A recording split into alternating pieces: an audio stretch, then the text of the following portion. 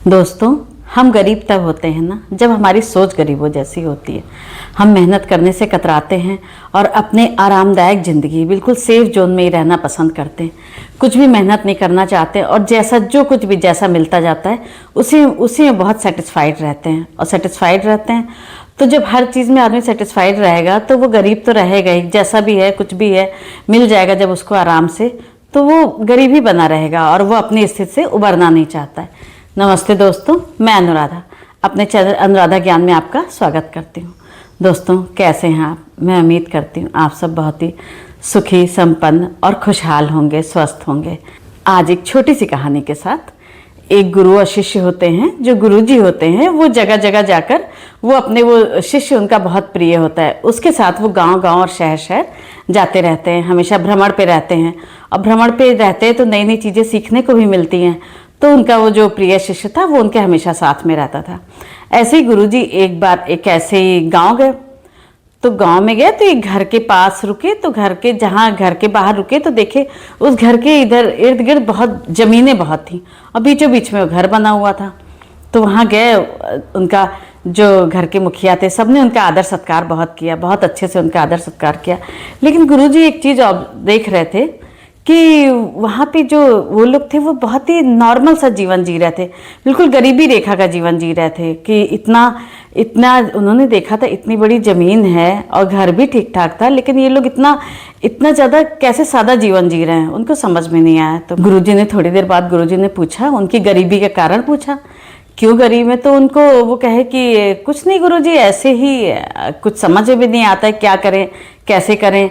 तो गुरुजी ने कहा कि इतनी तो आप लोग का काम कैसे चलता है। तो बोले, जो घर के मुखिया थे, बोले कि हमारे पास एक भैंस है, उसी से हमारा पूरा वो दूध देती है। तो थोड़ा दूध तो हम लोग रख लेते हैं और बेच देते हैं दूध, तो उसी से हमारा जीवन यापन चलता है। तो इन्होंने कहा, गुरुजी ने कहा कि आप क्यों नहीं ऐसे, ये इतना जो आपके पास ज़मीन है वो बिल्कुल बंजर ऐसी पड़ी हुई है, इसमें आप क्यों नहीं खेती करते हैं, इतनी सारी ज़मीन है। तो वो बोले, जो मुखिया थे वो बोले, नहीं गुरुजी, इतनी मेहनत कौन करे, हम तो इतनी मेहनत कर ही नहीं पाएंगे। और ये जो भैंस है तो हम लोग का गुजारा चल जाता है, खाने पीने का तो हो ही जाता है। तो गुरुजी कुछ नहीं बोले और रात में इन लोग के सोने का भी इंतजाम किया उन लोगों ने। जब रात में सोए गुरुजी तो शिष्य से आधी रात को शिष्य को जगाया और बोले कि चलो चलो इसी पल हमको यहाँ से निकलना है।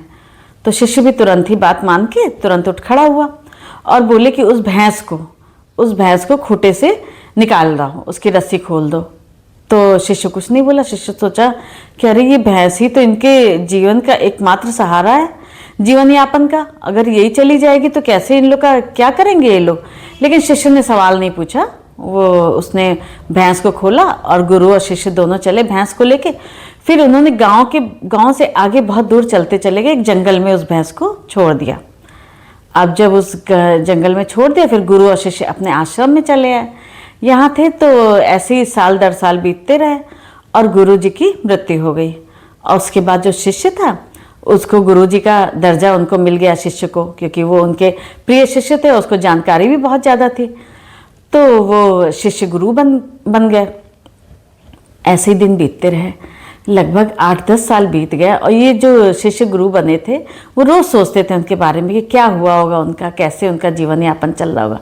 फिर एक दिन ऐसे करते करते 8-10 साल बीत गए। फिर एक दिन ये जो गुरु जी थे उन्होंने अपने 2-3 शिष्यों को लिया साथ में और लेके चले उसी गांव में पहुँचे। और उस गांव में जहाँ वो पहले जिसके यहाँ गए थे, जो भैंस वाले का जिसके घर में भैंस थी, उनके घर के सामने पहुँचे तो वहाँ देखा कि वहाँ तो बहुत ही शानदार घर, सुसज्जित घर खड़ा हुआ है, बिल्कुल महल की तरह घर खड़ा हुआ है और नौकर घूम रहे हैं। और जो मुखिया था उसके भी देखा कि वही बड़े ठाट बाट से बहुत ही ज़्यादा अच्छा लग रहा है, बहुत बिल्कुल लग रहा है कि कितना ज़्यादा धनवान व्यक्ति है।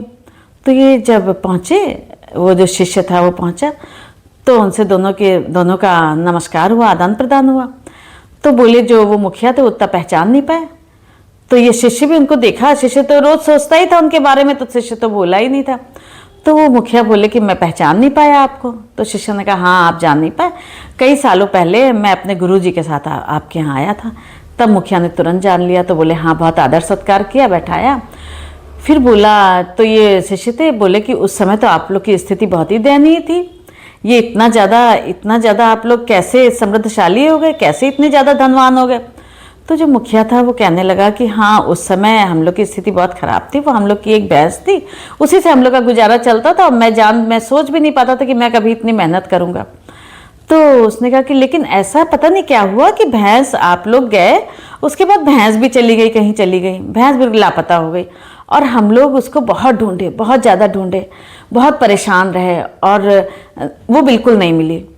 तो फिर उसके बाद हम लोग की लगभग एक 2 महीना तो किसी तरह बीता, किसी तरह निकला, कहीं कुछ किसी से लेकर, किसी से कुछ उधार लेके, किसी से ऐसे ही लेके कि हाँ दे दो, तो उससे पैसा लिया, अनाज पानी लिया, तो उससे हम लोग का जीवन यापन चला। लेकिन फिर जब मैंने सोचा कि अब हम लोग की स्थिति कभी नहीं सुधर पाएगी, जब तक अब मेहनत तो करना ही होगा, तो मैंने खेतों में अनाज बोया और फलदार पेड़ लगाए खूब। तो धीरे धीरे जब इतने फलदार पेड़ लगाए, उसमें से बहुत अच्छे फल, बहुत ही अच्छी क्वालिटी के फल भी आने लगे, और खेती भी हमारी खूब होने लगी, अनाज भी बहुत अच्छे से होने लगा। तो इससे जो फलदार, इतने अच्छे फल मेरे यहाँ लगते हैं, मेरे खेत के फल इतने ज़्यादा अच्छे हैं कि मेरे आसपास के गांव तो गांव, शहर में भी मेरे बहुत नाम हो गया है, और शहर में भी बहुत ही ज़्यादा बिकते हैं। तो इससे हमारी स्थिति बहुत ही अच्छी होती चली गई। तो मैं मेहनत करने से कतराता था। जब मैंने सोचा कि अब मैं मुझे अपने परिवार को हर हाल में बचाना ही है, तो मेहनत करने की ठानी। और मुझे पता ही नहीं था कि मुझे बिल्कुल नहीं पता था कि मैं इतनी मेहनत भी कर सकता हूँ। और मैंने मेहनत करने की ठानी जब, और मैंने मेहनत की, तो अपने परिवार को कहाँ से कहाँ पहुँचा दिया। फिर शिष्य को भी गुरुजी की मंशा का ध्यान हुआ कि हाँ, इसीलिए गुरुजी ने ऐसा किया था। तो दोस्तों, कहीं आपने भी तो कोई भैंस नहीं पाल रखी है जिसकी की खूंटी से आप बंधे हुए हैं, और आप उससे निकलना ही नहीं चाहते, आप उससे उबरना ही नहीं चाहते, और आप जिस स्थिति में हैं उसी स्थिति में रहना चाहते हैं। तो आप अपनी उस भैंस को, जो बिल्कुल कामचोरी वाली भैंस थी, उसको खोलिए और मेहनत करिए, और मेहनत करके अपनी ज़िंदगी को बहुत ही सुदृढ़ बनाइए, समृद्धशाली बनाइए। थैंक यू दोस्तों। मेरी ये छोटी सी कहानी आपको कैसी लगी, कमेंट करके ज़रूर से बताइए। मेरे चैनल को सब्सक्राइब कीजिए, वीडियो को लाइक कीजिए। Thank you so much.